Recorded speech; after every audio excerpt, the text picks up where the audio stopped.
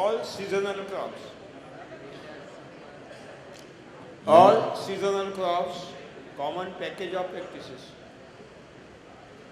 And a rainy season crop, winter crop, and summer crops. எல்லா விதமான பருவப்பயிர்கள், எல்லா விதமான பருவப்பயிர்கள், குளிர்கால பயிர், கோடைக்கால பயிர் மற்றும் மழைக்கால பயிர், எல்லா விதமான பருவப்பயிர்கள். Write down. Only we have to take local varieties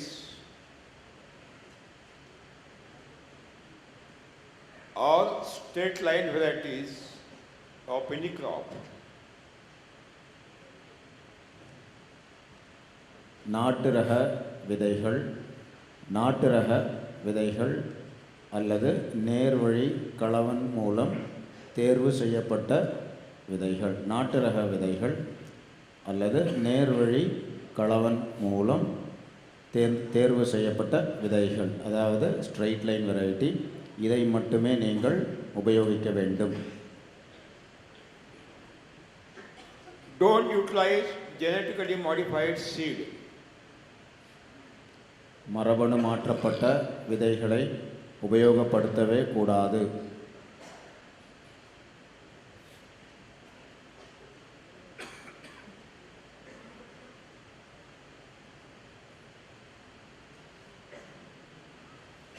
GM seeds are not high yielding varieties. They are misguiding the farmers and nation. None of the GM variety is a high yielding variety. Genetically modified varieties are not high yielding varieties. மரபணு மாற்றப்பட்ட விதைகள் அதிக மகசூல் தராது. மரபணு மாற்றப்பட்ட விதைகள் அதிக மகசூல் தராது. இவர்கள் விவசாயிகளையும் நம் தேசத்தையும் தவறாக வழிநடத்துகின்றார்கள். மரபணு மாற்றப்பட்ட விதைகள் அதிக மகசூல் தராது.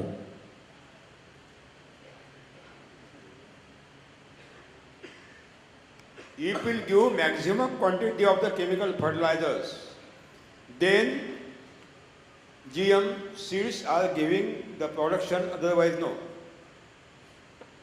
அதிக அளவில் ரசாயன உரத்தை கொடுக்கும் பொழுது மரபணு மாற்றப்பட்ட விதைகள் அதிக மகசூல் தரும். அதிக அளவு ரசாயன உரங்களை நீங்கள் கொட்டும் பொழுது மட்டுமே மரபணு மாற்றப்பட்ட விதைகள் அதிக மகசூல் தரும்.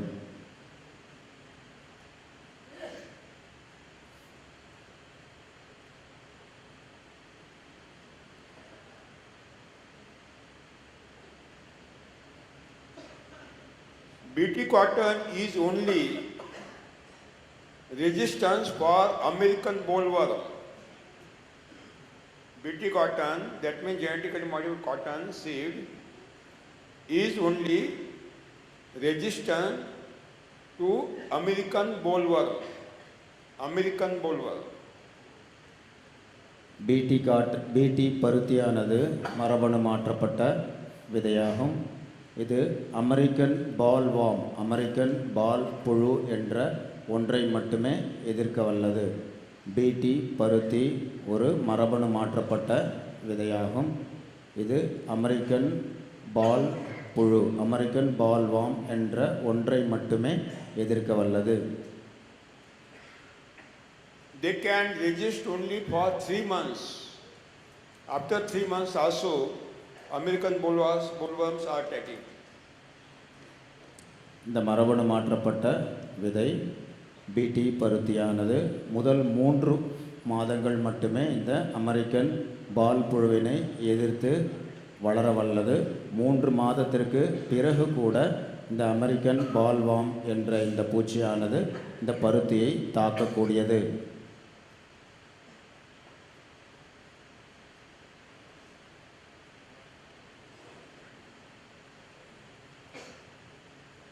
On the BT cotton or genetically modified seed, on the BT cotton or genetically modified seed, there is a severe attack of sucking pest because these varieties are not resistant to sucking pest. சாறு உறிஞ்சும் பூச்சிகள் பெருமளவில் இந்த பிடி மரபணு மாற்றப்பட்ட விதைகள் தாவரங்களை தாக்குகின்றன. சாறு உறிஞ்சும் பூச்சிகள் இந்த பிடி மரபணு மாற்றப்பட்ட தாவரங்களை பெருமளவில் தாக்குகின்றன.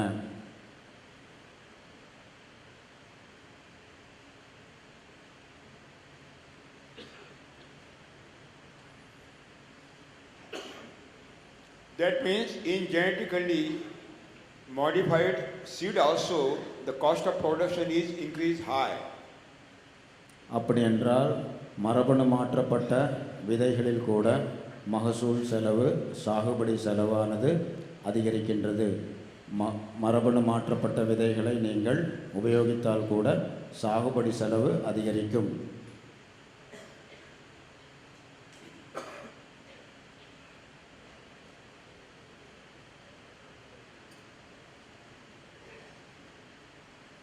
BT cotton or genetically modified seeds cannot give the production in dryland farming. They want irrigation at any cost. இந்த பிடி மரபணு மாற்றப்பட்ட விதையானது மானாவாரி பயிராக நீங்கள் உபயோகிக்க முடியாது. மானாவாரி பயிராக நீங்கள் உபயோகிக்க முடியாது. பாசன நீர் தேவை மிக முக்கியம். பாசன நீர் தேவை மிக முக்கியம்.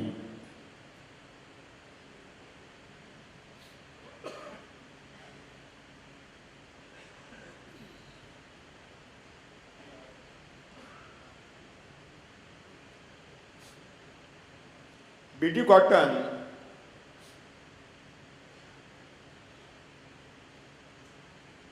destroy the biodiversity of the crops. இந்த பிடி மரபணு மாற்றப்பட்ட விதையானது உயிர் பன்மயத்தை அழிக்கின்றது. பிடி மரபணு மாற்றப்பட்ட விதை உயிர் பன்மயத்தை அழிக்கின்றது.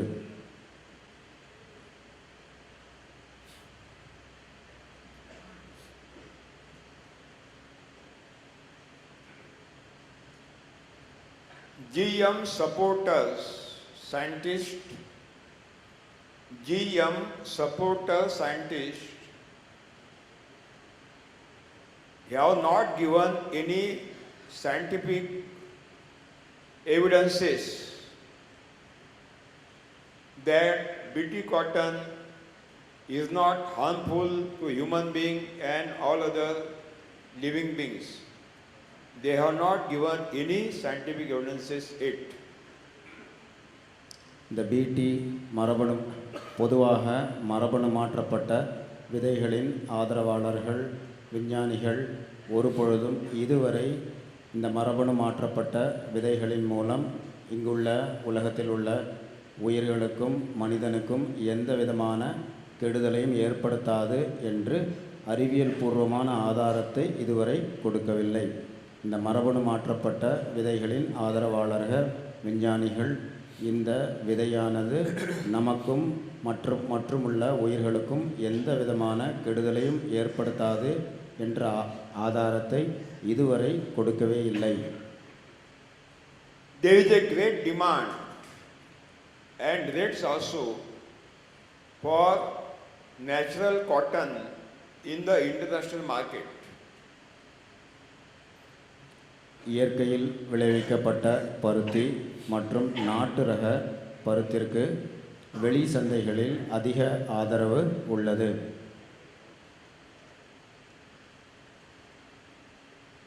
But importer want certificate, organic certificate. Importer of the cotton want organic certificate.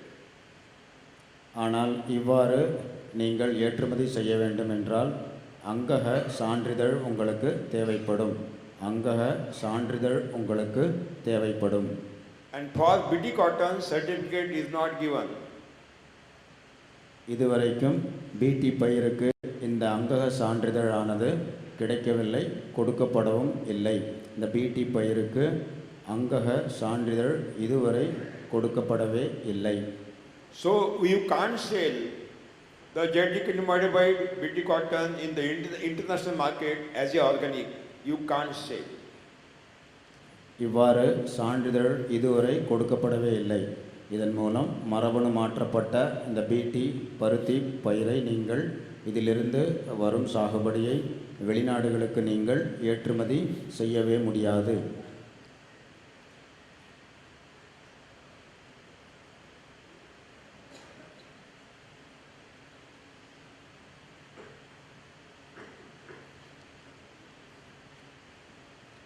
The Biodiversity Preservation and Protection Act, the Biodiversity Preservation and Protection Act 2002, உயிர் பன்மயம் பாதுகாப்பு சட்டம் 2002, உயிர் பன்மயம் பாதுகாப்பு சட்டம் 2002 passed by Indian Parliament, இந்திய அரசாங்கத்தால் இயற்றப்பட்டது இந்த சட்டம். and, இந்திய and signed by Rashtrapati.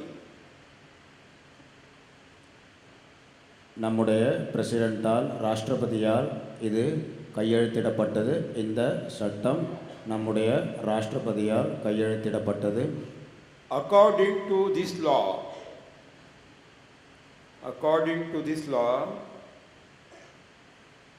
the government of India and state governments also இந்த சட்டத்தின்படி மத்திய அரசாங்கம் மற்றும் மாநில அரசாங்கம், இந்த சட்டத்தின்படி மத்திய மற்றும் மாநில அரசாங்கம் are legally committed, constitutionally committed இந்த சட்டம் நம்முடைய பாராளுமன்றத்தால் இயற்றப்பட்டது. எனிவே மத்திய மாநில அரசாங்கம் சட்டப்படி இந்த சட்டத்தை பின்பற்ற வேண்டும். to preserve all local varieties of all crops, to preserve and protect all local varieties, all crops, இந்த சட்டத்தின்படி நாட்டு ரக விதைகள், எல்லா விதமான நாட்டு ரக விதைகளை பாதுகாக்க வேண்டும்.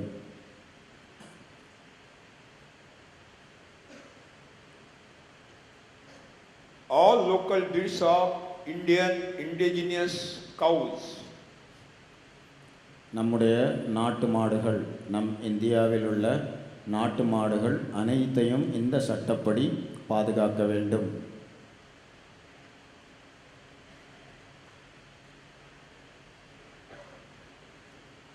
and all local languages, local folk languages. Folk language means Prakrit Bhashaye. அத்தனை மொழிகள், ஈவன் பழங்குடியினரின் மொழிகள் அத்தனையும் பாதுகாக்க வேண்டும். எல்லா மொழிகளும், இந்தியாவில் உள்ள எல்லா விதமான மொழிகள், பழங்குடியினர் உபயோகப்படுத்தும் மொழிகளையும் பாதுகாக்க வேண்டும். Local languages, just like Tamil or tribal languages. Yeah, local languages. இந்தியாவில் உள்ள அத்தனை மொழிகள், அந்தந்த வட்டாரத்தில் உள்ள எல்லா மொழிகளையும் பாதுகாக்க வேண்டும் இந்த சட்டப்படி. And BT cotton is totally against this law because BT is destroying the local varieties, biodiversity. இந்த பிடி பருத்தி இந்த சட்டப்படி நேர் எதிரானது. இந்த சட்டத்திற்குள் இது வரவே வராது. ஏனென்றால் நாட்டு ரகங்களை இது அழிக்கின்றது, மேலும் உயிர் பன்மயத்தையும் இது அழிக்கின்றது. As it is a terminated BT genetically modified variety, you have to purchase the seeds every year from the market. Every farmer is committed to purchase the seed every year from the market on high cost. And this is the real exploitation of the rural economy. இந்த பிடி மரபணு மாற்றப்பட்ட விதையை எல்லா விவசாயிகளும் ஒவ்வொரு வருடமும் சந்தையிலிருந்து வாங்கவே வேண்டும். அதிக விலையை கொடுத்து ஒவ்வொரு வருடமும் சந்தையிலிருந்து வாங்க வேண்டும். இது கிராமப்புற பொருளாதாரத்தை சுரண்டத்தக்கது. In the edible oil, in the human edible oil, just like groundnut oil, soybean oil, near about 40% cotton seed oil is mixed. And that entire cotton seed oil is BT cotton oil, BT cotton seed oil. சமையல் எண்ணெயில் உதாரணத்திற்கு கடலை எண்ணெய், soya எண்ணெய், இதில் அதிக அளவு இந்த பருத்தியிலிருந்து எடுக்கப்படுகின்ற எண்ணெயானது கலக்கப்படுகின்றது. நம் சமையல் எண்ணெயில் இந்த மரபணு மாற்றப்பட்ட விதையிலிருந்து உருவாக்கப்பட்ட பருத்தி விதைகளில் உள்ள எண்ணெய் கலப்படம் செய்யப்படுகின்றது. Whether the hazardous impact on the human health of this BT cotton oil, nobody scientist has given scientific evidences yet to. என்ன தீமைகள் இவ்வாறு இந்த மரபணு மாற்றப்பட்ட விதையிலிருந்து எடுக்கப்பட்ட எண்ணெயை, இந்த பருத்தி எண்ணெயை கலப்பதன் மூலம் என்ன தீமைகள் மனித ஆரோக்கியத்திற்கு ஏற்படுகின்றது என்பதை எந்த ஒரு விஞ்ஞானியும் இதுவரைக்கும் கொடுக்கவே இல்லை. என்ன தீமைகள் ஏற்படும் என்பதை இதுவரைக்கும் எந்த அறிவியலாளர்களும் கொடுக்கவே இல்லை. Those plots which were giving 20 quintal cotton per acre production of BT cotton, now they are not giving more than 3 quintal per acre because BT cotton destroy the fertility very speedily. எந்த நிலத்தில் ஒரு முறை 2000 kilo, எந்த நிலத்தில் 2000 kilo அளவில் இந்த பிடி பருத்தியானது மகசூல் கொடுத்து வந்ததோ இப்பொழுது அது 300 கிலோ மட்டுமே கொடுக்கின்றது. ஏனென்றால் மண் வளத்தை மிக வேகமாக இந்த மரபணு மாற்றப்பட்ட விதைகள் மற்றும் தாவரங்கள் குறைத்துவிடும், அழித்துவிடும். When the honeybees are collecting the nectar through the BT cotton flowers, what is the impact of the health on the health of the honeybees? Not any scientific evidences has been given by the scientists. தேனீக்கள் இந்த பிடி மரபணு மாற்றப்பட்ட பருத்தி பூக்களிலிருந்து தேனை சேகரிக்கும் பொழுது எந்த தீமைகள் அவற்றிற்கு ஏற்படுகின்றன என்பதை எந்த ஒரு அறிவியலாளர்களும் இதுவரை ஆய்வு செய்யவே இல்லை. தேனீக்கள் தேனை எடுக்கும் பொழுது இந்த மரபணு மாற்றப்பட்ட பூக்களிலிருந்து என்ன தீமைகள் அது ஏற்படுகின்றன என்பதை எந்த அறிவியலாளர்களும் இதுவரை ஆய்வு செய்யவே இல்லை. In entire world, there are 5 topmost scientists, molecular biologists. There are 5 topmost scientists in the world, molecular biologists. One scientist is Indian, that is Dr. P.K. Bhargav, Dr. Pushpa Kumar Bhargav, residing in Hyderabad. He is a father of genetical engineering in India. He is a father of genetical engineering in India. உலகத்தில் 5 மிக புகழ்பெற்ற அறிவியல் வல்லுநர்கள் இருக்கின்றார்கள். இவர்கள் மூலக்கூறு உயிரியல், molecular biology உயிரியல் துறையில் புகழ்பெற்றவர்கள். அவற்றில் ஒருவர் புஷ்பகுமார் பார்கவா என்பவர் ஹைதராபாத்தில் வசிக்கின்றார். இவர் மரபணு மாற்றும் அறிவியலில் மிகவும் புகழ்பெற்றவர். And Dr. Bhargav suggesting to farmer, don't take BT, don't take genetically modified seed. இந்த பார்கவ் என்ற புகழ்பெற்ற இந்த அறிவியலாளர் என்ன கூறுகின்றார் என்றால், விவசாயிகளுக்கு மரபணு மாற்றப்பட்ட விதைகளை நீங்கள் உபயோகிக்கவே கூடாது என்றே இவர் பரிந்துரை செய்கின்றார்.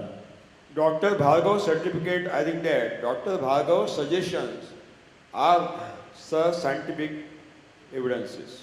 அவர் கூறுவது அறிவியல் ஆதாரம் தானே.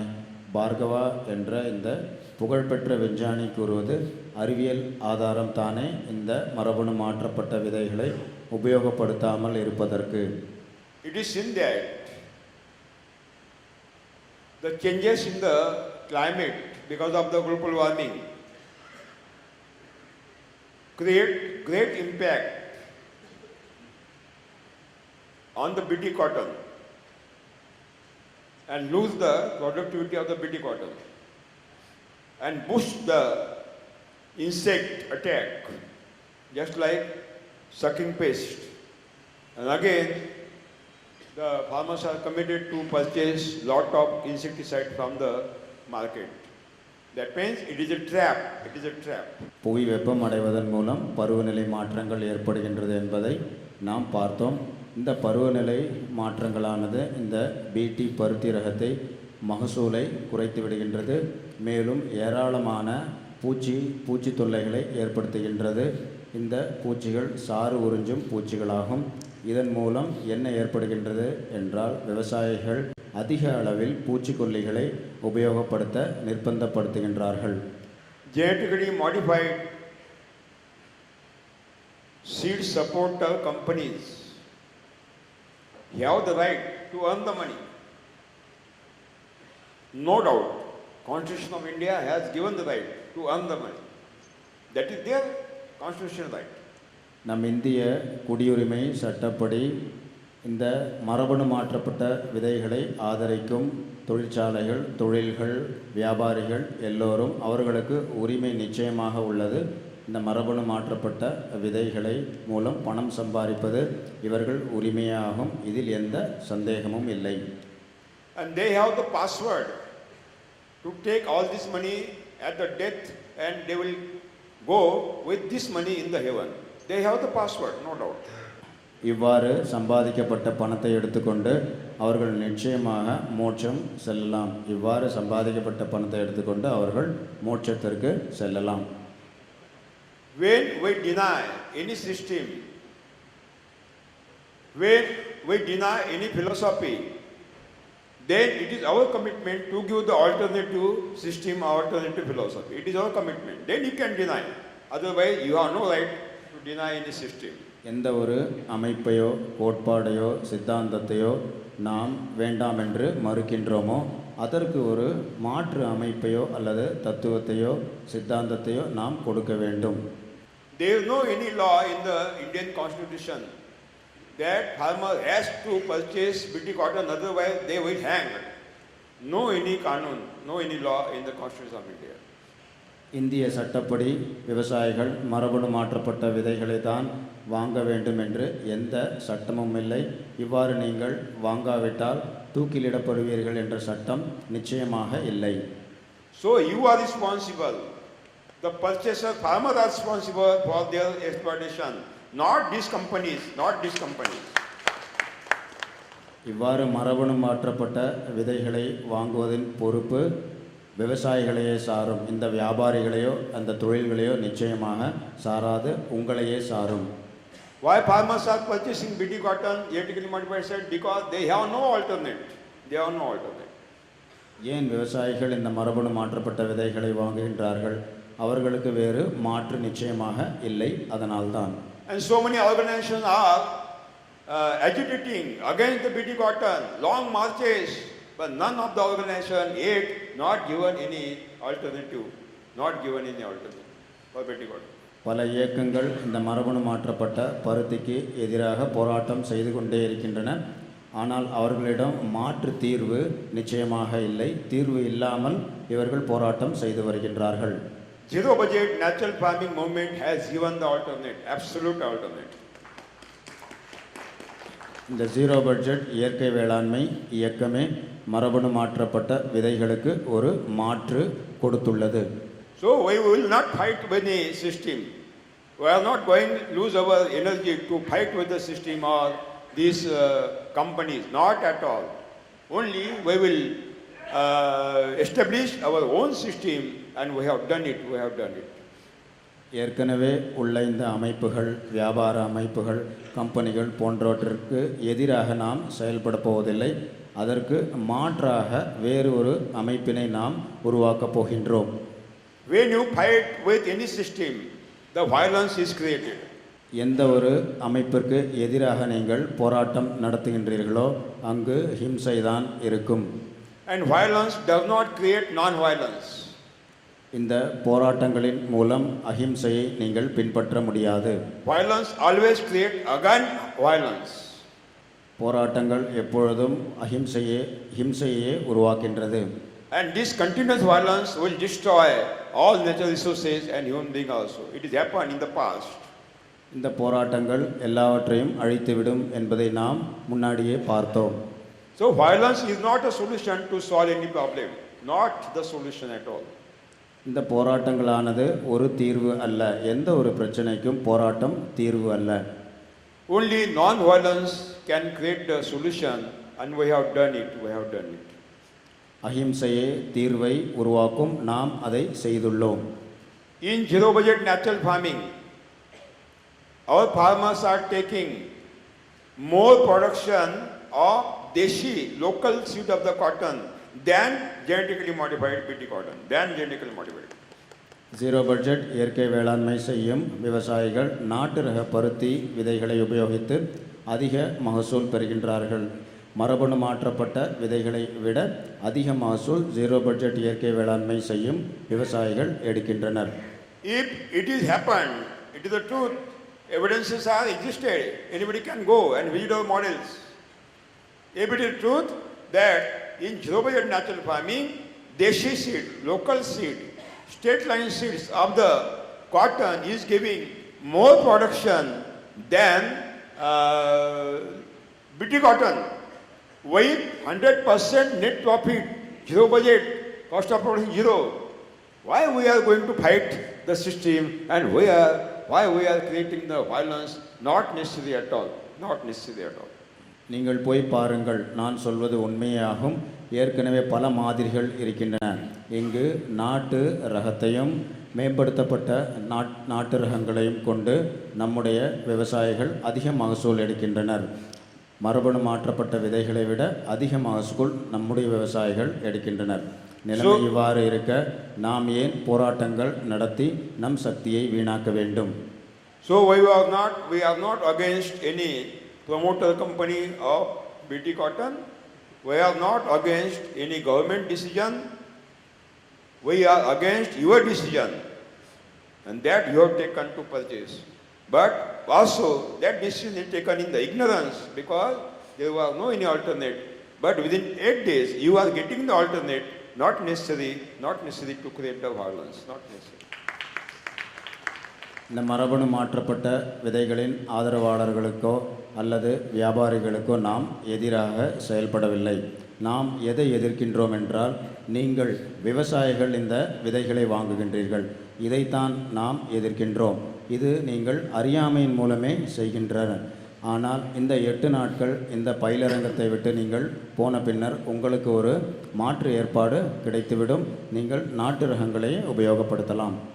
We will supply the local seeds to you, no doubt, but lack of the seed, if it is not possible to supply you, then what the seed you have, we can convert into local seed. I have given yesterday the technology. நம்மிடம் நாட்டு ரக விதைகள் இருந்தால் நாங்கள் உங்களுக்கு கொடுக்க முடியும். அப்படி இல்லாவிட்டால் எந்த விதைகள் இருக்கின்றனவோ அதையே நீங்கள் நாட்டு ரகங்களாக மாற்றிக்கொள்ளலாம். அது எவ்வாறு என்பதை நாம் நேற்று பார்த்தோம். The nature is creating the special character every year only in the specific plant to fight the climatic changes and natural calamities. இயற்கையானது ஒவ்வொரு தாவரத்திடம் ஒரு தனிப்பட்ட தனித்துவம் கொண்ட ஒரு குணத்தை ஏற்படுத்துகின்றது. அந்த குணத்தின் மூலம் பருவநிலை மாற்றங்கள், இயற்கை சீற்றங்களை எதிர்க்கத்தக்க ஒரு பிரத்யேக குணத்தை ஒவ்வொரு தாவரத்திலும் இயற்கை ஏற்படுத்துகின்றது.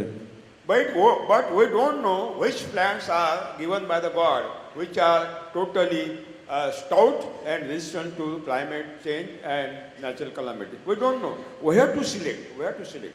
ஆனால் நமக்கு தெரியவில்லை, கடவுளானவர் எந்த பயிர்களுக்கு எந்த செடிக்கு இந்த பிரத்யேக குணத்தை தந்துள்ளார், பருவநிலை மாற்றங்கள் மற்றும் இயற்கை சீற்றங்களை எதிர்க்கத்தக்க குணத்தை எதற்கு தந்துள்ளார் என்று தெரியவில்லை. நாம் தான் போய் அதை தேர்வு செய்ய வேண்டும். I will give an example. Chennai people do not know what is the cold. Chennai people do not know what is the cold. Do you know? No cold in Chennai. वो ठंड क्या होती है चेन्नई के लोगों को मालूम नहीं, क्योंकि ठंड देखी ही नहीं अभी तक. சென்னையில் உள்ள மக்களுக்கு குளிர்காலம் என்ன என்பதே தெரியாது. ஏனென்றால் அவர்கள் இதுவரை பார்த்ததில்லை. குளிர் என்ன என்பது சென்னை வாழ் மக்களுக்கு தெரியவே தெரியாது. So Chennai people do not having the capacity to survive in high cold region. Chennai வாழ் மக்களால் அதிக அளவு குளிரை தாங்க முடியாது, வாழவும் முடியாது. But they can do it. They can do it. ஆனால் அவர்களால் முடியும். If any software engineer from Chennai, he shifted to Shimla or Kashmir, Srinagar. Now here there is no cold and there is a 0 degree centigrade. His body will be ice cream, converted into ice cream in the Shimla. Because 0 degree centigrade temperature, he can't survive because he doesn't know what is the cold. உதாரணத்திற்கு சென்னையில் உள்ள ஒரு மென்பொருள் என்ஜினியரை ஷிம்லா அல்லது காஷ்மீருக்கு போட்டு விடுகின்றார்கள் என்று வைத்துக்கொள்வோம். அவர் இங்கு கஷ்டம்தான் படுவார்.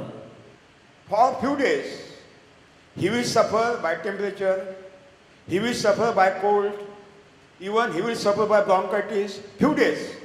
But slowly, that body will adjust to that temperature. This is the capacity given by the God to every living being, that means vegetation also, for the plant also. இவ்வாறு மாற்றப்பட்ட ஒரு சென்னை வாழ் சாஃப்ட்வேர் என்ஜினியரை ஷிம்லா அல்லது காஷ்மீரில் மாற்றப்பட்டோம். உண்மைதான், முதல் 2-3 மாதங்களில் இவர் கஷ்டப்படுவார். அவருக்கு நோய்வாய்ப்படுவார், மூச்சு தொல்லைகள் ஏற்படும், பிராங்கைட்டிஸ் என்ற நோயும் ஏற்படும். ஆனால் மெதுவாக அவர் அந்த குளிரை தாக்குப்பிடிப்பார். அவரால் அது முடியும். போக போக அவரால் அந்த குளிரை தாங்க முடியும். Not this software engineer which has existed in the hall, not this software engineer, Chennai software engineer. இந்த அரங்கத்தில் உள்ள சாஃப்ட்வேர் என்ஜினியர்கள் அல்ல, இந்த அரங்கத்தில் உள்ள சாஃப்ட்வேர் என்ஜினியர்கள் அல்ல. To avoid the suicide, they came here. To avoid the suicide. இங்கு வந்துள்ள எல்லா சாஃப்ட்வேர் என்ஜினியர்களும் தற்கொலை செய்து கொள்வதிலிருந்து தன்னை காப்பாற்றிக் கொள்ளவே இங்கு வந்துள்ளனர். Okay. That means we have to select those plants from the existing plant which are stout, having the total health, full health, having natural canopy, having bumper production, maximum quantity of the fruits or heads, and no insect attack, no disease attack. And that plant should be selected. I have given yesterday the method, and those seeds should be taken for next generation. Every year, when you select a seed, you will get a fantastic new variety, not necessary to purchase from the market, not necessary. நீங்கள் நிலத்திற்கு போய் அங்கு வளர்ந்துள்ள செடிகளை பாருங்கள். எந்த செடி வலிமை உள்ளதாக இருக்கின்றதோ, பூரண ஆரோக்கியத்துடன் உள்ளதோ, அதனுடைய குடையானது அதிகமாக உள்ளதோ, மகசூல் அதிகமாக தரும், சுவையாக இருக்கும், நோய் தாக்குதலே இருக்காது, பூச்சி தாக்குதலும் இருக்காது. இந்த செடியிலிருந்து நீங்கள் விதைகளை தேர்வு செய்து அடுத்த வருடங்களுக்கு நீங்கள் உபயோகப்படுத்தி கொண்டே வர வேண்டும். இவ்வாறு செய்வதன் மூலம் சிறந்த விதைகள் உங்களுக்கு கிடைக்கும். Dadaji Khobragade, one small farmer from Vidarbha, paddy grower, 1.5 acre land. He heard this method. He started the selection from the old variety of the rice paddy, and after 6 years, he developed one beautiful variety that is called HMT. HMT variety is famous, very famous in central India. Dadaji கோபர்கடே ஒரு சிறிய விவசாயியாகும். இவரிடம் மராத்வாடாவில் உள்ளார். 1.5 acre நிலம் மட்டுமே உள்ளது. இந்த முறையை பார்த்தார், அவர் கற்றுக்கொண்டார். இதன் மூலம் அவர் ஒரு நாட்டு ரக நெல்லை எடுத்து புதிய ரகத்தை 6 வருடங்கள் தொடர்ச்சியாக செய்து உருவாக்கினார். இந்த ரகத்தின் பெயர் HMT ஆகும். மத்திய இந்தியாவில் இது மிகவும் பிரசித்தி பெற்ற ஒரு ரகமாகும். According to so-called universities, education system, Dadaji Khobragade is illiterate because he can't write, he can't speak also in languages. He can't write, he is illiterate. But according to Natural University, he is a president of this literal university. தற்பொழுது உள்ள பல்கலைக்கழகங்கள் மற்ற அமைப்புகளின் மூலம் இந்த தாதாஜி கோப்பர்கடே என்பவர் படிப்பறிவு இல்லாதவர். இவரால் சரியாக பேசக்கூட முடியாது. ஆனால் இவரோ இயற்கை பல்கலைக்கழகத்தின் பிரசிடென்ட் ஆவார், தலைவர் ஆவார். இவர் இயற்கை பல்கலைக்கழகத்தின் தலைவர் ஆவார். Dadaji Khobragade cannot write. Dadaji Khobragade cannot read, totally literal, but devised a beautiful new variety of the rice, that is HMT, which is famous. And Dr. Abdul Kalam, President of the India, has honor in Rashtrapati Bhavan, illiterate. இந்த தாதாஜி கோப்பர்கடே என்பவர் படிப்பறி இல்லாதவர், எழுதக்கூட முடியாது, படிக்கக்கூட முடியாது. ஆனால் இவர் மிக பிரசித்தி பெற்ற ஒரு ரகத்தை உருவாக்கினார். நெல் ரகம் HMT என்ற ரகத்தை உருவாக்கினார். இவரை நம்முடைய டாக்டர் அப்துல் கலாம் அவர்கள் பிரசிடெண்ட்டாக இருந்தபொழுது, ராஷ்டிரபதியாக இருந்தபொழுது ராஷ்டிரபதி பவனில் அழைத்து கௌரவித்தார். Should develop new varieties as a breeder, not necessary to be have a certificate, MSc, agriculture, PhD, Master of Social Science, not at all. இவ்வாறு புதிய ரகங்களை உருவாக்குவதற்கு படிப்பறிவு தேவையே இல்லை. MSc, BSc போன்ற படிப்பறிவு டிகிரியோ தேவையே இல்லை இத்தகைய புதிய ரகங்களை உருவாக்குவதற்கு. Tomorrow, what are the question tomorrow? Not now. Question tomorrow.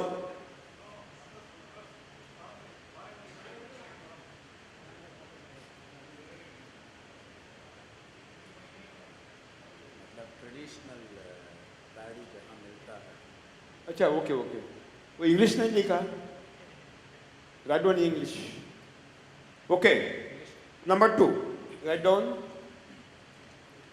Don't plow the soil by Maharakshasa tractor deep. ராட்சச டிராக்டரை வைத்து உழவு ஓட்டாதீர்கள். ராட்சச டிராக்டரை வைத்து உழவு ஓட்டாதீர்கள். Only cultivate the soil by ancient wooden plow, harrow. If it is not possible, then we have to utilize tractor, but shallow harrowing by only cultivator or rotavator. நம்முடைய பாரம்பரிய மரக்கலப்பைகளை வைத்து உழவு ஓட்டுங்கள்.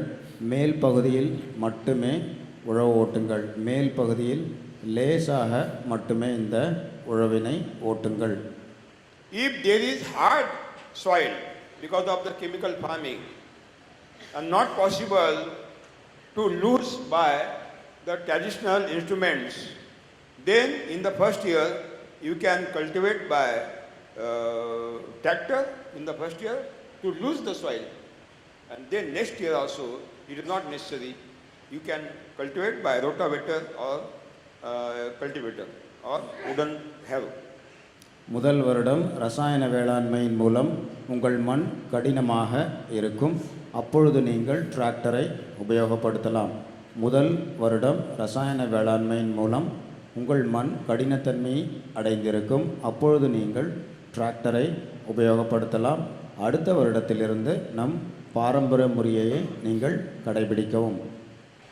Allow the soil to dry in sunlight for specific period so that the aggregates of the soil particles will loosen. இவ்வாறு உழவு ஓட்டிய பின்பு சூரிய ஒளியில் உலர்த்துங்கள். ஏனென்றால் அப்பொழுதுதான் சிறிய கட்டிகளாக இருப்பது பிரியும். கட்டி கட்டியாக இருக்கும் மண்ணானது சிறிய சிறிய கட்டிகளாக உடையும். Collect the residues of previous crop and dump in the farm, in the corner of any farm, for future mulching purpose.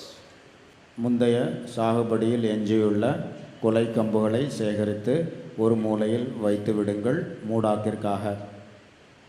Then spread out 200 kg Ghana Jeevamrutam per acre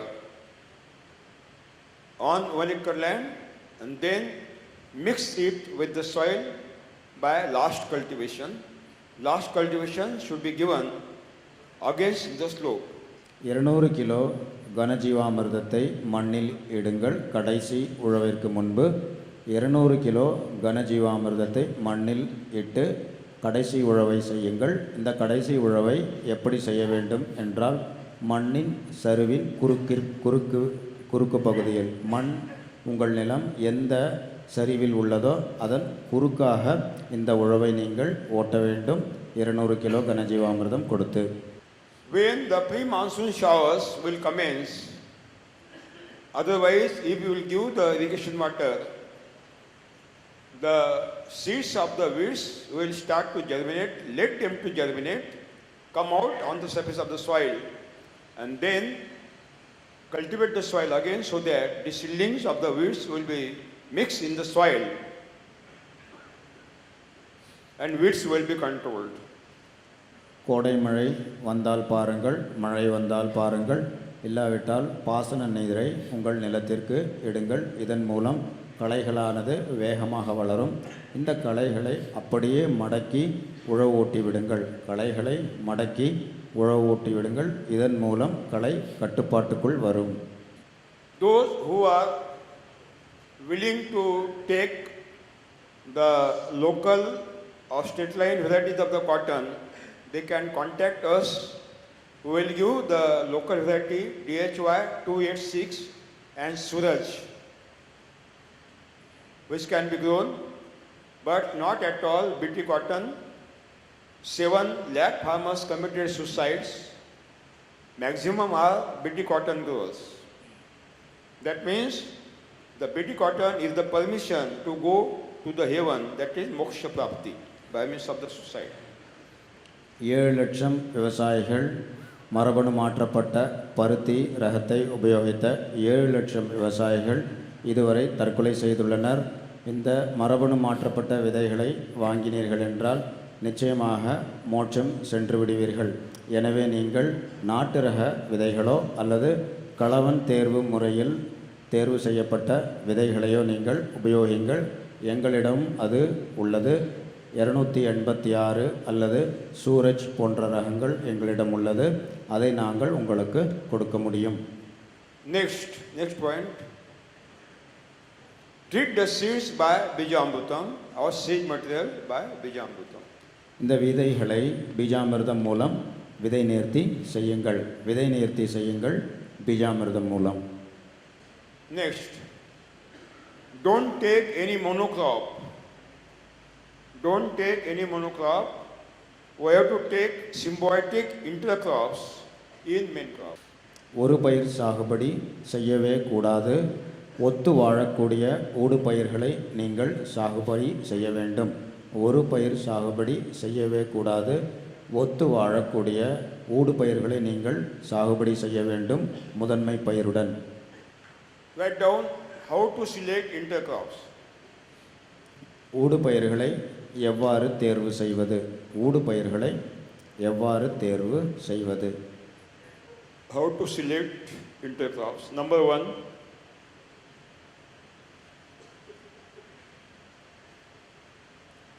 if the main crop is monocot, intercrop should be dicot. 1. முதன்மை பயிர் ஒரு விதை இலை தாவரமாக இருந்தால் ஊடுபயிர் இருவிதை இலை தாவரமாக இருக்க வேண்டும். முதன்மை பயிர் ஒரு விதை இலை தாவரமாக இருந்தால் ஊடுபயிர் இருவிதை இலை தாவரமாக இருக்க வேண்டும். On other side, if the main crop will be dicot, then intercrop should be monocot. இரண்டாவது, முதன்மை பயிரானது இருவித இலை தாவரமாக இருந்தால் ஊடுபயிரானது ஒருவித இலை தாவரமாக இருக்க வேண்டும். முதன்மை பயிர் இருவித இலையாக இருந்தால் ஊடுபயிரானது ஒருவித இலை தாவரமாக இருக்க வேண்டும். Number 2, the life duration of intercrop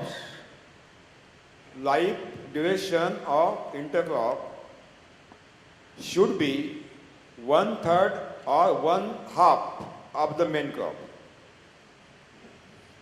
Suppose the main crop is having duration 180 days.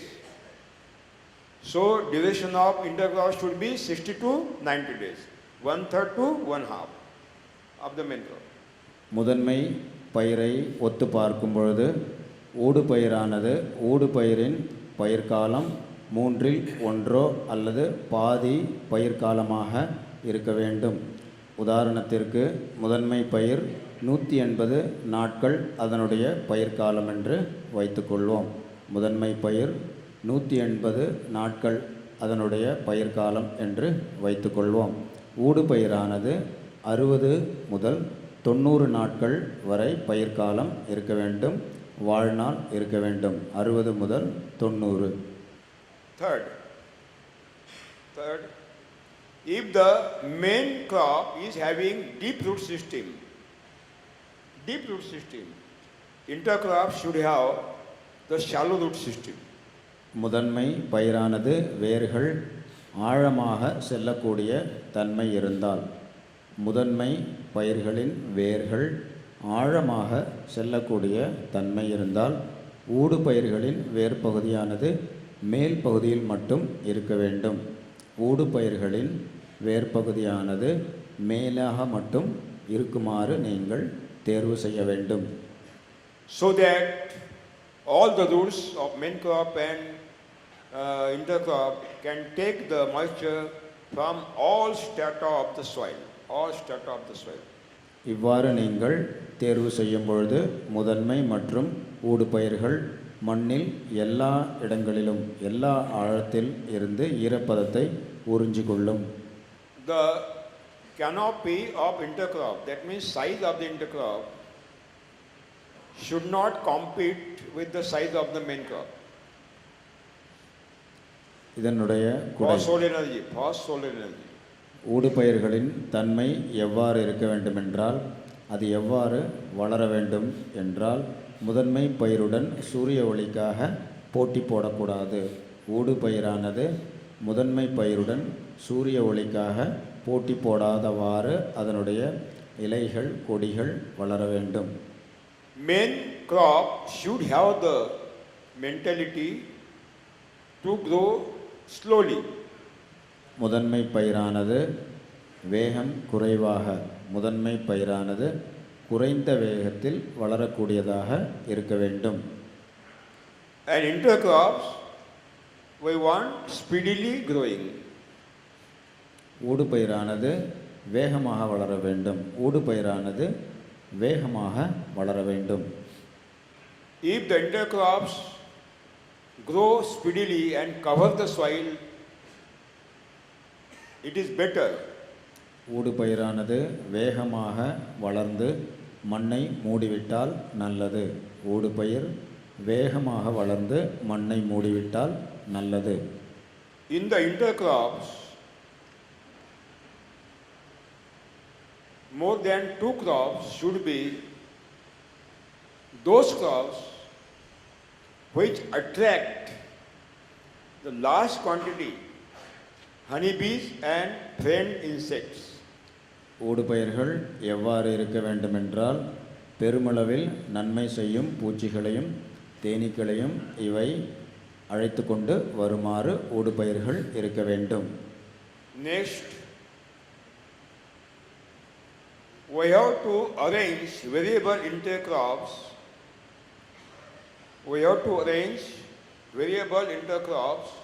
So that they will become ATM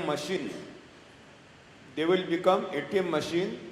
And continuous flow of the money will come through the intercrops. எவ்வாறு ஊடுபயிர்களை நீங்கள் தேர்வு செய்ய வேண்டும் என்றால் பல ரக ஊடுபயிர்களை தேர்வு செய்ய வேண்டும்.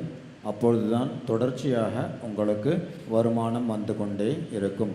பல ரக ஊடுபயிர்களை நீங்கள் தேர்வு செய்ய வேண்டும். அப்பொழுது தொடர்ச்சியாக உங்களுக்கு வருமானம் வரும். Are you understood? Yeah? Okay? Maize is a main crop here? Maize, makka chona? Write down.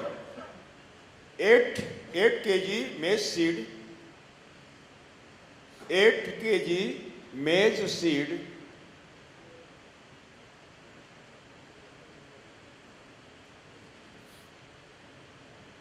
4 kg cowpea seed, 4 kg cowpea seed,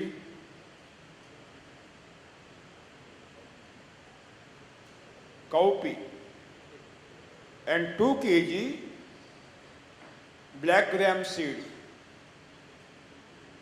After seed treatment of Bijamrutam, they have to mix together and then can be sown. 8 kilo மக்காச்சோள விதைகள், 4 kilo தட்டைப்பயிர் விதைகள், 2 kilo உளுந்து விதைகள். 8 kilo மக்காச்சோளம், 4 kilo தட்டைப்பயிர், 2 kilo உளுந்து விதைகளை கலந்து விதைக்கவும்.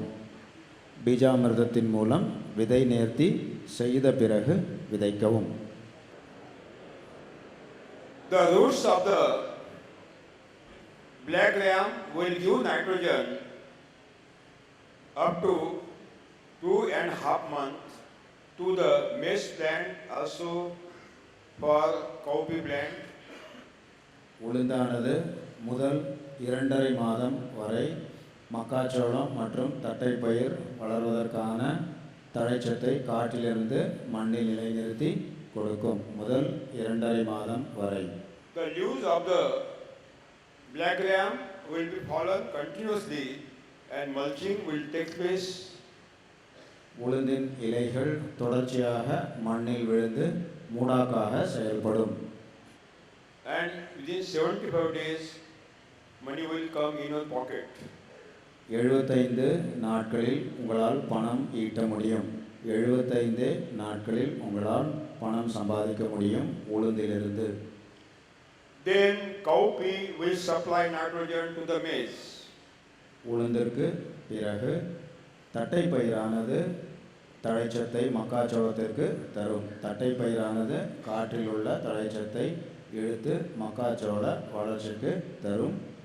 உளுந்திற்கு அடுத்து The leaves of the cowpea will fallen down and will give the mulching. தட்டைப்பயிரின் இலைகள் தொடர்ச்சியாக மண்ணில் விழுந்து கொண்டே இருக்கும், மூடாக்காக செயல்படும். And within 90 to 105 days, you will get the money from cowpea. 90 முதல் 105 நாட்களில் தட்டைப்பயிரிலிருந்து உங்களுக்கு பணம் கிடைக்கும். 90லிருந்து 105 நாட்களில் தட்டைப்பயிரின் மூலம் உங்களுக்கு பணம் கிடைக்கும். And after 120 days, you will get the income from maize. 120 நாட்களுக்கு பிறகு மக்காச்சோளத்திலிருந்து உங்களுக்கு பணம் கிடைக்கும்.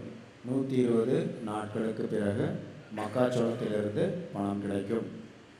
That means black gram is Asian Vikas Bank, cowpea is a international monetary fund, and maize is a World Bank. All three banks are in your pocket. உளுந்தானது ஆசிய வங்கியாகும். தட்டைப்பயிரானது international monetary ஃபண்டை போல செயல்படும். மக்காச்சோளமானது உலக வங்கியை போல செயல்பட்டு உங்களுக்கு பணத்தை அள்ளி கொடுக்கும். The maize will give the roti and cowpea will give the dal and the your black gram will give the idli sambar. Idli? You don't know idli? Come on, you don't know idli? மக்காச்சோளத்திலிருந்து உங்களுக்கு ரொட்டி கிடைக்கும், தட்டைப்பயிர் அதனுடன் தொட்டுக்கொள்ளக்கூடிய தாலை கிடைக்கும், உளுந்திலிருந்து நீங்கள் இட்லி செய்யலாம்.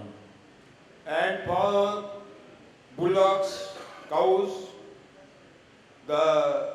they will get the fantastic nutritious fodder also. தீவனம் கால்நடைகளுக்கு தீவனமும் நிறைய அளவில் கிடைக்கும். கால்நடை தீவனங்களும் இந்த மாதிரியிலிருந்து நன்றாகவே கிடைக்கும். Because of three crops, the biodiversity of the microorganisms will be increased in the soil. இவ்வாறு 3 பயிர்களை நீங்கள் ஒருங்கே பயிர் செய்வதன் மூலம் உயிர் பன்மயம் தானாகவே மண்ணில் ஏற்படுகின்றது. Okay? Then sorghum. Rabi jowari, anybody take it? Sorghum? சொர்க்கம்னா நாட்டு சோளமாக? Chonam? நாட்டு சோளம் தானே? Who are taking Rabi jowari? Rabi? நாட்டு சோளம். Winter. Okay. Kharif? Anybody kharif?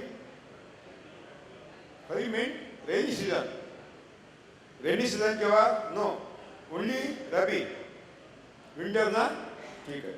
Which variety you are taking? Huh? Hybrid. Local, not hybrid. Beautiful. Thick. This type of head. This type of the head. This type. But this type. Holland. Beautiful. What is the name? And when October, it is sown. Okay, write down. 4 kg of local jawar seed per acre. 4 kg of local jawar seed. நாட்டு சோளம். 4 kg நாட்டு சோளம். 4 kilo நாட்டு சோள விதைகள். 4 kilo நாட்டு சோள விதைகள். Plus 4 kg Bengal gram seed. 4 kilo கடலை பருப்பு, அதாவது கொண்டக்கடலை. Local கடலை. 4 கிலோ கொண்டக்கடலை விதைகள், நாட்டு ரகம். Plus 1 kg coriander seed. Dhania. 1 kilo தனியா விதைகள். Kothimir. 1 கிலோ தனியா விதைகள். Treat the seeds first by Bijamrutam, then mix and sow. விதை நேர்த்தி செய்யுங்கள் பீஜாமிர்தத்தின் மூலம், பிறகு விதையுங்கள். Write down. Bengal gram, green gram, black gram. கொண்டக்கடலை, பாசிப்பயிறு, உளுந்து. கொண்டக்கடலை, பாசிப்பயிறு, உளுந்து. Soybean, groundnut. சோயாபீன், வேர்க்கடலை. சோயாபீன், வேர்க்கடலை. वो मटर को क्या कहते हैं? मटर பட்டாணி. मटर नहीं, मटर वाटानी वटाना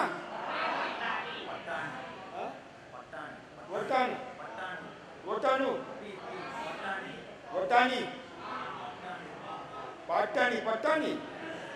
पट्टानी.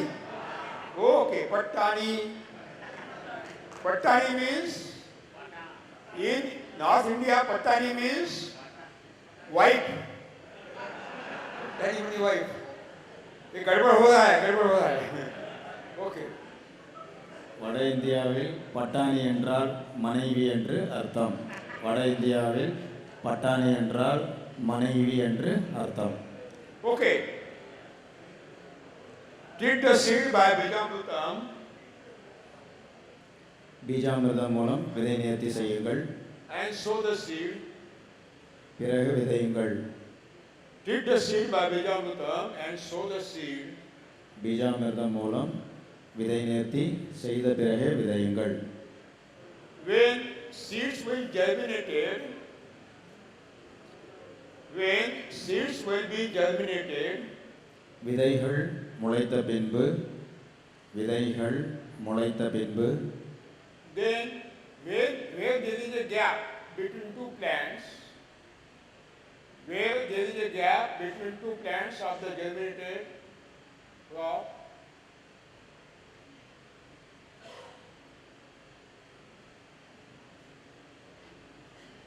in rainy season,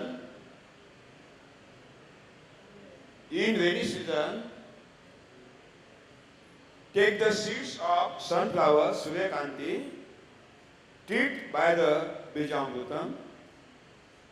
In rainy season, treat the seed by Bijamrutam of Suryakanti, that means sunflower. விதைகள் முளைத்த பின்பு எங்கெல்லாம் இடைவெளி உள்ளதோ இந்த விதைகள் முளைத்த பின்பு எங்கெல்லாம் இடைவெளி உள்ளதோ அங்கு மழைக்காலங்களில் சூரியகாந்தி விதையை விதை நேர்த்தி செய்த பிறகு நடவு செய்யவும். எங்கெல்லாம் இடைவெளி உள்ளதோ அங்கெல்லாம் சூரியகாந்தி விதையை விதை நேர்த்தி செய்த பிறகு நடவு செய்யுங்கள். And dibble in the germinated plants,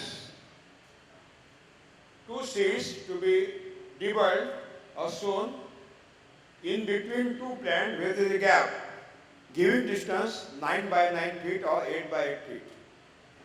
That means we are dibbled here, 8 feet, 9 feet here, 8 feet, 9 feet here, 8 by 8 or 9 by 9. படத்தில் காண்பதைப் போல விதைகள் முளைத்துவிட்டன. நாட்டு ரக சோள விதைகள், கொண்டக்கடலை மற்றும் தனியா விதைகள் முளைத்துவிட்டன.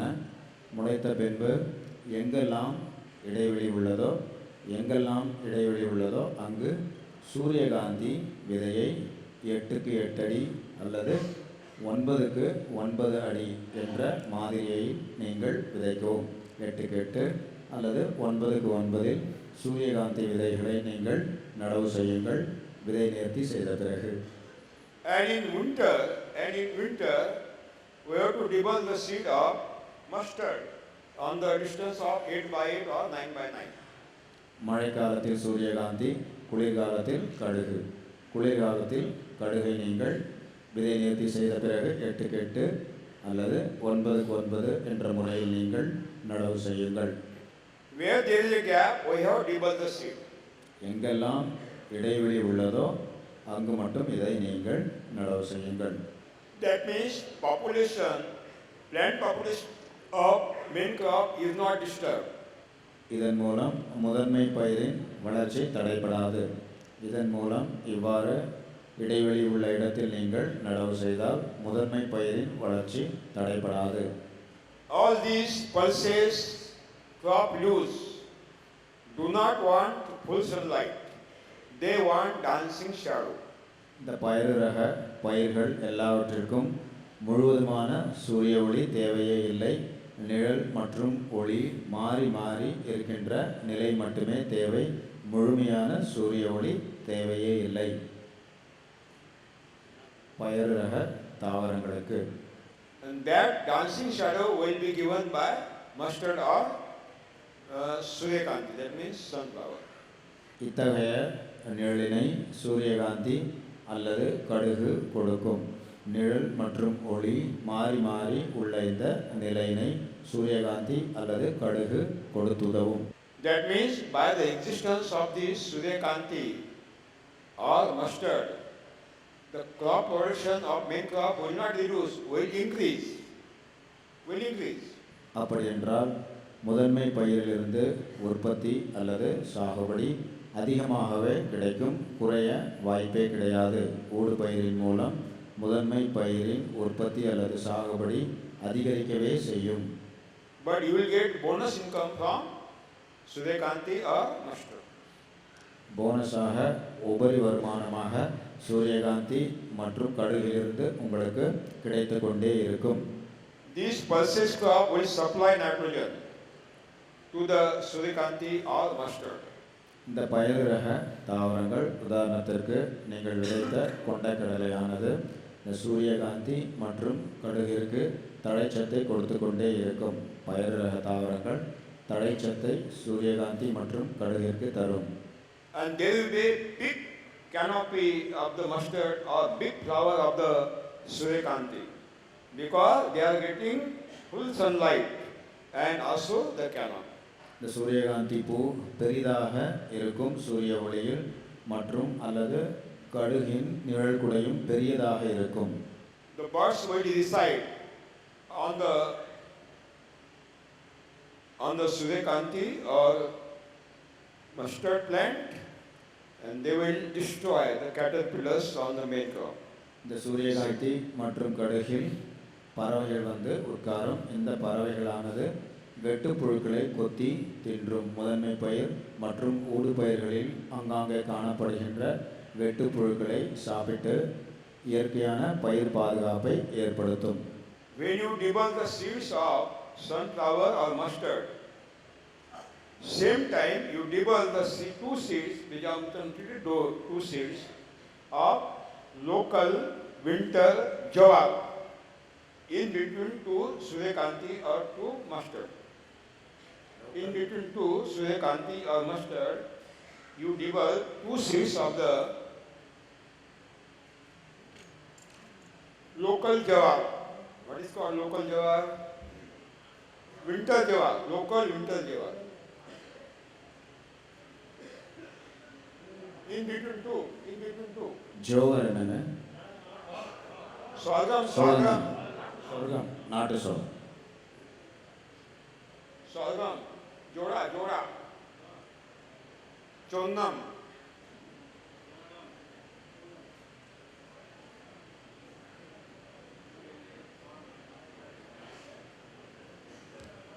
The pulses will give nitrogen to this jawar plant also. படத்தில் காண்பதைப் போல இந்த இரண்டு சூரியகாந்தி அல்லது கடுகிற்கு இடையே இரண்டு விதைகள் நாட்டு சோளத்தினை நீங்கள் விதை நேர்த்தி செய்த பிறகு விதையுங்கள். படத்தில் காண்பதைப் போல சூரியகாந்தி அல்லது கடுகுக்கு இடையே நடுவில் நாட்டு சோளத்தினை நீங்கள் நடவு செய்யுங்கள். That means your main crop will not reduce. Your main crop production will increase definitely. But you will get bonus, that is Suryakanti or mustard for edible oil and pulses for dal and chonnam for roti. இதன் மூலமாக நீங்கள் இந்த மாதிரியின் மூலமாக தொடர்ச்சியாக வருமானம் வந்து கொண்டே இருக்கும். கடுகு மற்றும் சூரியகாந்தியிலிருந்து உங்களுக்கு சமையல் எண்ணெய் கிடைக்கும். நாட்டு சோளத்திலிருந்து நீங்கள் ரோட்டியை தயாரித்து கொள்ளலாம். பயிர் தாவரங்களான உளுந்தோ அல்லது எதையோ பயிர் செய்தால் அதிலிருந்தும் உங்களுக்கு உணவு கிடைத்து கொண்டே இருக்கும். I have given some project to IIT Delhi, IIT Kanpur also. We said I want hand-driven oil mill, a single-phase oil mill, so that farmer can produce oil in his home. And that natural oil we sold on 600 rupees liter to those people who are studying in city. And they will get the business also. நான் IIT புதுடெல்லி மற்றும் IIT கான்பூரில் ஒரு ப்ராஜெக்டை கொடுத்துள்ளேன். அதன் மூலம் கைகளால் இயக்கக்கூடிய செக்கு அல்லது சிங்கிள் ஃபேஸ் மின்சாரத்தால் இயக்கக்கூடிய ஒரு செக்கை கண்டுபிடிக்க சொல்லி அவர்களுக்கு கொடுத்துள்ளேன். ஏனென்றால் விவசாயிகள் தன் வீடுகளிலேயே இந்த சமையல் எண்ணெயை உருவாக்கலாம் இயற்கையாக. இந்த எண்ணெயானது நகரங்களில் 600 ரூபாய் 1 லிட்டர் அளவில் விற்கப்படுகின்றது. And we have demanded small dal mill which is operated by hand or by single phase. சிறிய பயறு ரக தாவரங்கள் உதாரணத்திற்கு உளுந்து போன்றவற்றின் தோலை நீக்குவதற்காக சிறிய இயந்திரங்கள் கையாலே அது இயக்கப்படும் அல்லது சிங்கிள் ஃபேஸ் மின்சாரத்தால் இயக்கப்படும். இதனையும் நான் ஐஐடி கான்பூர் மற்றும் ஐஐடி டெல்லியில் கேட்டுள்ளேன்.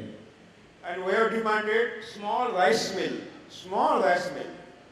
Only husk will be removed and red color rice, that is very nutritious rice.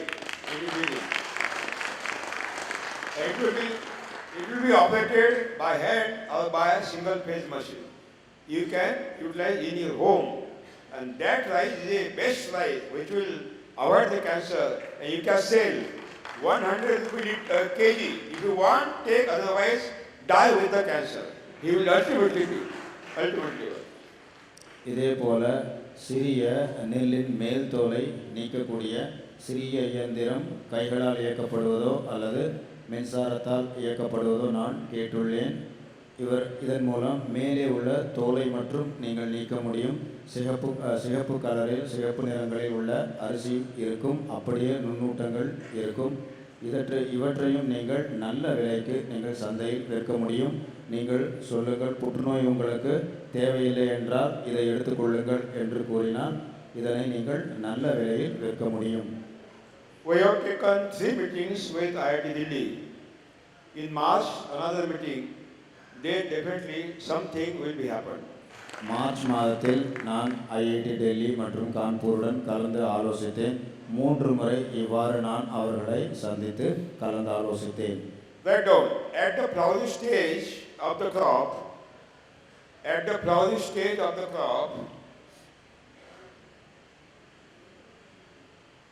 பூ பூக்கும் we have to give the booster dose of Ganajivamrutam 100 kg per acre. 100 kilo கனஜீவாமிர்தத்தினை பூ பூக்கும் பருவத்தில் நீங்கள் மண்ணில் இட வேண்டும். 100 கிலோ கனஜீவாமிர்தத்தினை நீங்கள் பூ பூக்கும் பருவத்தில் மண்ணில் இட வேண்டும். Yesterday I have given the Jivamrutam schedule. For Jivamrutam spray, you have eaten na? Also, that schedule should be adopted. Right down. For Jivamrutam spray schedule should be adopted, which is given in the first 2 days. நாம் நேற்று ஜீவாமிர்தம் எவ்வாறு தெளிப்பது இந்த பருவ பயிர்களுக்கு என்று பார்த்தோம். 4 ஜீவாமிர்த தெளிப்பு இதற்கு தேவைப்படும். இதை எவ்வாறு செய்வது என்பதை நாம் நேற்றே பார்த்துவிட்டோம். Okay, and at the milking stage of the grain, we have to spray 200 liter the Saptadhanyakur Kashaya. Beautiful crop will get, beautiful crop. பால் பிடிக்கும் பருவத்தில் 7 தானிய முளைக்கட்டும் கஷாயத்தை நீங்கள் தெளிக்க வேண்டும். பால் பிடிக்கும் பருவத்தில் 7 தானிய முளைக்கட்டும் கஷாயத்தை நீங்கள் தெளிக்க வேண்டும். 200 லிட்டர்.